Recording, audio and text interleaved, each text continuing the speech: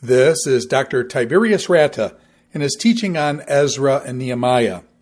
This is session number 3, Ezra, chapters 5 and 6. Let's open the Bibles again to Ezra chapter 5. You remember chapter 4 ended with opposition to the temple being rebuilt, and that was successful. It was successful for 16 years. So after 16 years of reconstruction, the work became at a standstill, and then you have the project being resumed. The rebuilding is going to be challenged, and again we will see that there will be reconstruction. So the first verses of chapter 5 talk about the prophets Haggai and Zechariah the son of Iddo prophesied to the Jews who were in Judah and Jerusalem in the name of the God of Israel who was over them. Then Zerubbabel the son of Shealtiel and Joshua the son of Jozadak arose and began to rebuild the house of God that is in Jerusalem, and the prophets of God were with them, supporting them. So again, after 16 years of reconstruction, the work is a standstill, but it is the word of the Lord that jumpstarts the process. Again, the prophetic office did not die during the Babylonian exile, and the prophets did not become extinct. Remember, the prophets were intermediaries between God and people, and the Bible tells us here about Haggai and Zechariah. We call these post-exilic prophets. You have pre-exilic prophets, exilic prophets, and post-exilic prophets. And Haggai and Zechariah are post-exilic prophets, and they both write about the need to rebuild. And Haggai focuses on the rebuilding of the temple, while Zechariah focuses on God's sovereignty. Both Haggai and Zechariah speak in the name of the God of Israel, and again, who was over them, and again, talks about God's sovereignty. God is in control. And Zerubbabel, who is identified as one of the governors of Judah, plays an important role with Ezra and Nehemiah in being the leaders.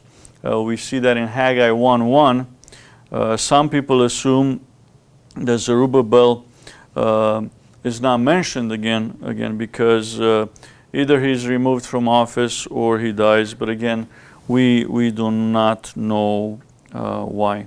But we know that under his leadership, the temple building is resumed, but again, not everybody is happy.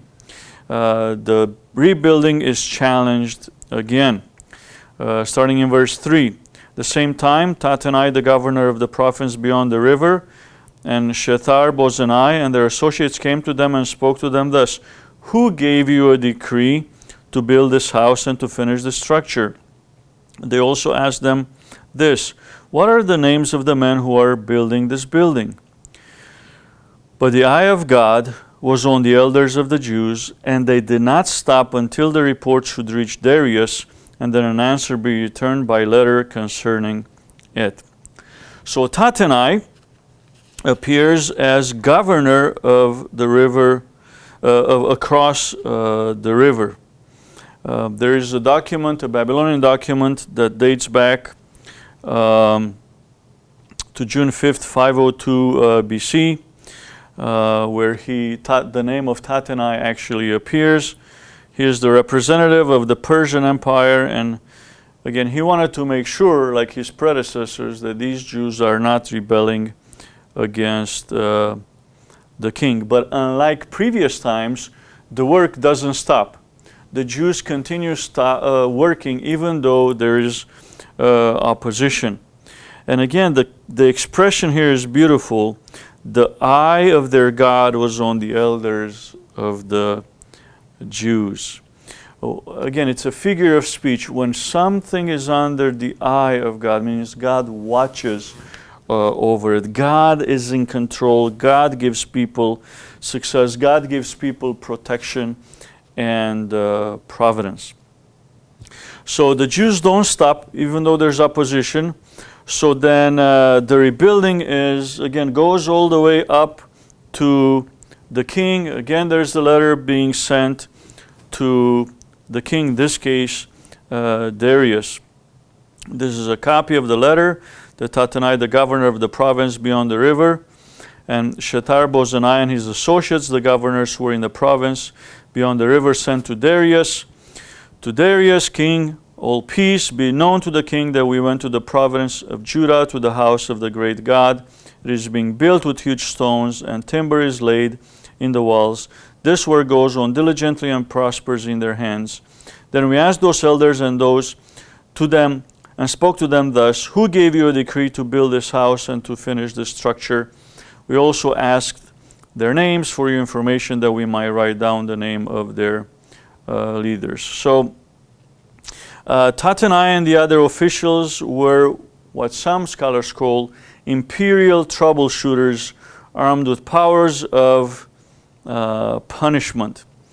Remember, whenever you read beyond the river, it talks about beyond the river of Euphrates, and that's referred to the land of Israel by the Persians. And this letter talks about not just what they say to the king, but what the Israelites replied, verses 11 and 12. This was the reply to us. We are servants of the God of heaven and earth, and we are rebuilding a house that was built many years ago, which a great king of Israel built and finished. But because of our fathers has angered the God of heaven, he gave them into the hand of Nebuchadnezzar, king of Babylon the Chaldean, who destroyed this house and carried away the people to Babylon.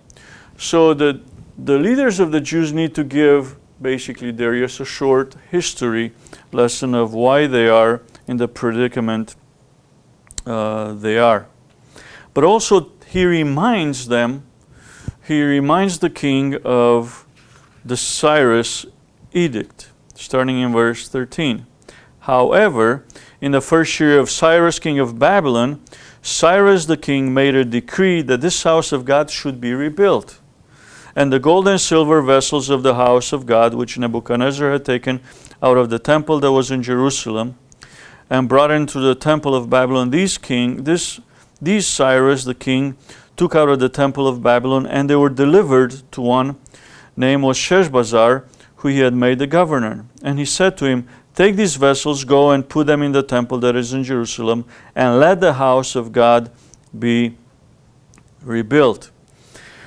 So, again, you have to remember the context. Again, it's 539, Cyrus gives the king the edict, but now there's a new king, Darius. Again, this is about around 520 BC. It's later. And now, Cyrus is no longer in power. Now you have Darius. So Darius is reminded of all this history lesson. And again, the letter ends, therefore, if it seems good to the king, let search be made in the royal archives there is in Babylon to see whether a decree was issued by Cyrus the king for the rebuilding of this house of God in Jerusalem, and let the king send us his pleasure in this matter. It's very interesting to see how history is not known by the previous king, by the kings.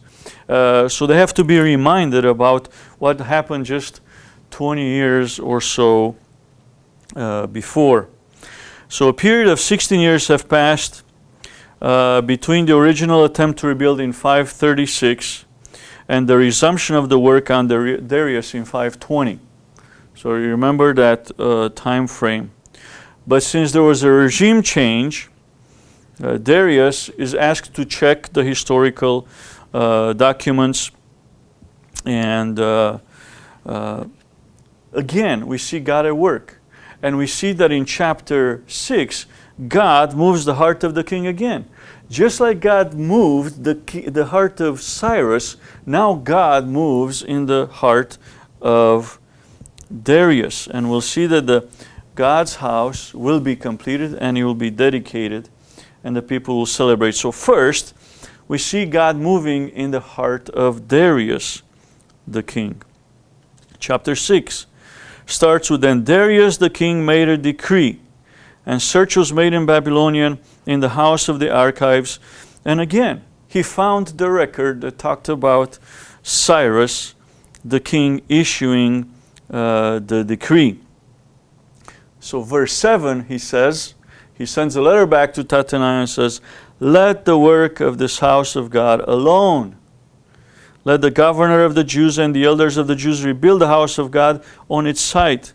Moreover, I make a decree regarding what you shall do for these elders of the Jews for rebuilding of this house of God.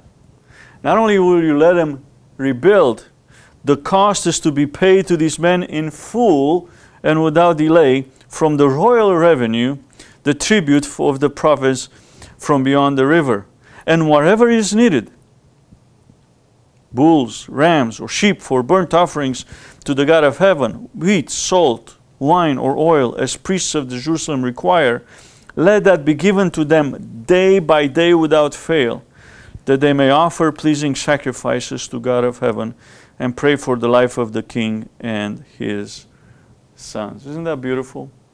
That what the enemy wanted to use against the people of God, now God moves in the heart of the king, and not only allows for the work to be continued, but he gives money for the treasury, from the treasury to happen. Also, verse 11, I make a decree that if anyone alters this edict, a beam shall be pulled out of his house, and he shall be impaled on it, and his house shall be made a dunghill. May the God who has caused his name to dwell there overthrow any king or people who shall put out a hand to alter this or to destroy this house of God that is in Jerusalem. I, Darius, make a decree. Let it be done with all diligence. It's a beautiful work of God that uses a foreign king, a pagan king, to accomplish his purposes. Not just to rebuild, but to pay for the rebuilding of this. Again, this was not something unique that the Persian kings were doing for just the Jews. They were doing that with other nations because they were very, very tolerant. And because of this, the work is completed. Remember, 587 minus 70, 517. Finally, the restoration is complete. The return is complete because God's house is completed. Starting in verse 13. Then according to the word sent by Darius the king, Tattenai the governor of the province beyond the river, Shetar, Bozani, and their associates did with all diligence what Darius the king had ordered. And the elders of the Jews built and prospered through the prophesying of Haggai and the prophet and Zechariah the son of Iddo. They finished their building by decree of the God of Israel, and by decree of Cyrus and Darius and Artaxerxes king of Persia. And this house was finished on the 3rd day of the month of Adar, in the 6th year of the reign of Darius the king. Again, when you look at the calendar, it's 517, 516 BC, around February or March. And the sovereignty and providence of God clearly seen when God uses a pagan king, a pagan administration to accomplish his purposes. Artaxerxes is mentioned here. He will appear again much later, 465, 424 BC. But Cyrus, Darius, Artaxerxes, they're both used by God to accomplish his purposes, to accomplish the return, the rebuilding of the altar, the rebuilding of the temple. And because they rebuild the house, they have to dedicate it. And that's what we have in verses 16 to 18. The people of Israel, the priests and the Levites and the rest returned exiles, celebrated the dedication of this house of God with joy. Again, the joy motif. They offered at the dedication of this house of God. Think about how big this party was. 100 bulls, 200 rams, 400 lambs, and as a sin offering for all Israel 12 male goats, according to the number of the tribes of Israel. And they set the priests in their divisions and the Levites in their divisions for the service of God at Jerusalem, as it is written in the book of Moses. Wow. You remember in the Old Testament where you have something very similar to this, but at a much smaller scale, but it's a dedication of the Temple of Solomon. You had a lot of these sacrifices being given. But now, at a much smaller scale, the dedication of what we call now the Second Temple period. And again, you see that all this is done for the service of God, and it is done with joy. So what do? When you come back to the land, you rebuild the altar, you build the temple, you start keeping the feasts, something that they were not necessarily always keeping in the exilic period. So now they also keep the Passover. And again, you see again the parallel to the book of Exodus, because it is the book of Exodus in chapter 12 that you had the Passover that God commanded for the Israelites to keep. But now, starting in verse 19, on the 14th day of the first month, the returned exiles kept the Passover. For the priests and Levites had purified themselves together, all of them were clean. So they slaughtered the Passover lamb for all the returned exiles, for their fellow priests and for themselves. It was eaten by the people of Israel who had returned from exile, and also by everyone who had joined them and separated himself from the uncleanness of the peoples of the land, to worship the Lord, the God of Israel. And they kept the feast of unleavened bread 7 days with joy, for the Lord had made them joyful, and had turned the heart of the king of Assyria to them, so that he aided them in the work of the house of God, the God of Israel. It was very fitting that he's celebrating the Passover, because remember the parallel to the book of Exodus. The Passover was a celebration of deliverance from the Egyptian slavery. And now they're celebrating again the fact that they're back in the promised land. During the monarchy period, the Passover was many times neglected. During the exile, obviously, we don't know for sure how many times they could have observed it. But now we know that they are celebrating it again. Just like God moved in the house of Cyrus, God moved in the house of Darius. And now the people celebrate the Passover, and they are reminded of God's faithfulness to be with them. And they are rejoicing about all the things that God is doing. This is Dr. Tiberius Rata in his teaching on Ezra and Nehemiah. This is session number 3, Ezra, chapters 5 and 6.